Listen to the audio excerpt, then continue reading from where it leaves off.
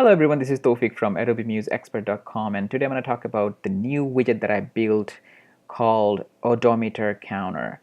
Now from the name you might get the idea the counter is going to count number like an odometer that we see in the bikes and cars, but this is just a representation of how it works and stuff. But in real life the number counter will look like something like this. So if you scroll to the section where the number is added, that will count up, and if you go back and scroll back to the section, that will count again, which means the number animation will happen as many times as your visitor will go or visit that part of the website, which is great because a lot of the number widget or counter widget that we have so far, they are actually runs for one instance, meaning once the website loaded and you go to that section, it counts and then stops for the till the next reload. So it doesn't actually play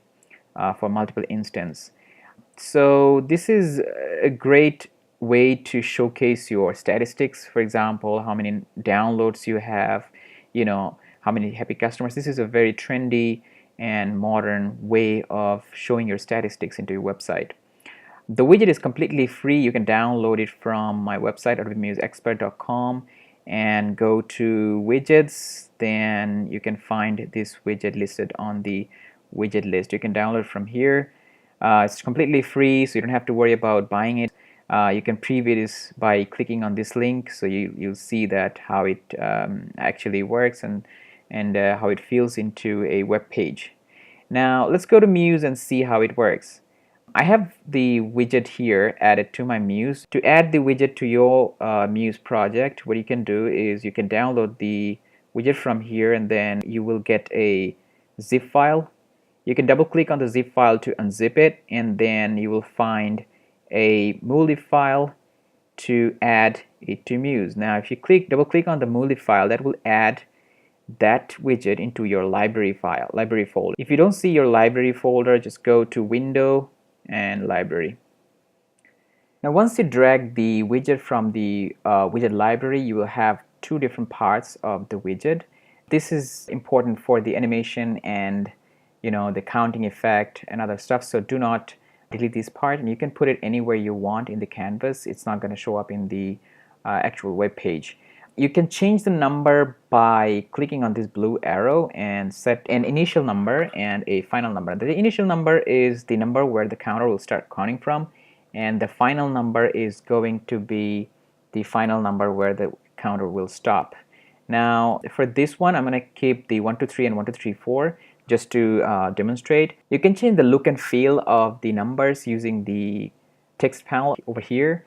You can change the fonts. Maybe for example, I'm going to use the Ubuntu, and I'm going to change the color from the blue to that greenish blue tint color, and I'm going to keep the 60 for font size and unselect this bold.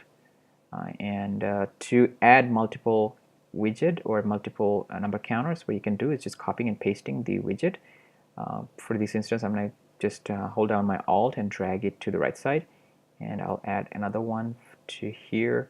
I'll change the number for the second one, maybe 100 to something way bigger, like 5,000, and for this one I'm going to use 800 and 1,000. Now it doesn't matter what it is you're using, absolutely you're going to use the actual number that you want to show up in the website.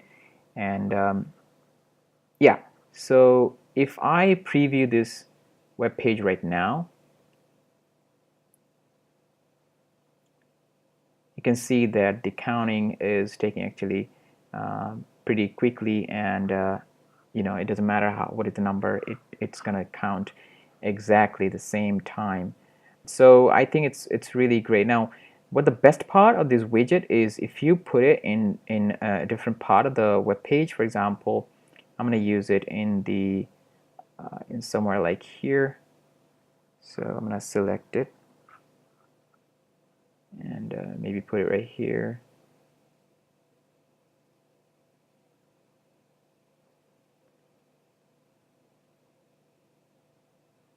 Again, you can customize the numbers and fonts and colors and sizes, anything you like, as you do with the text frame, normal text frame, into a Muse website. Now, if I place it right here and go to the preview in the browser, you can see if I scroll to the section,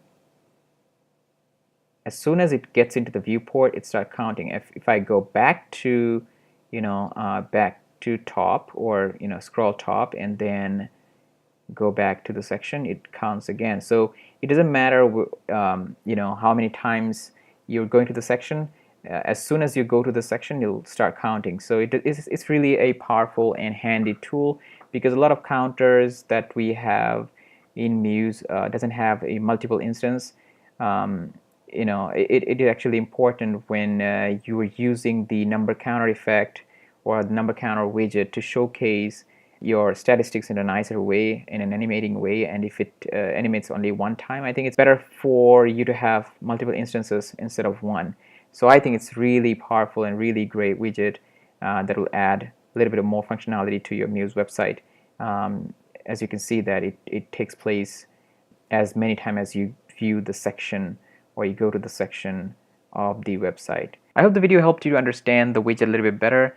And if you think that video was helpful, please give it a thumbs up. If you have any question, go ahead and ask in the comment section below.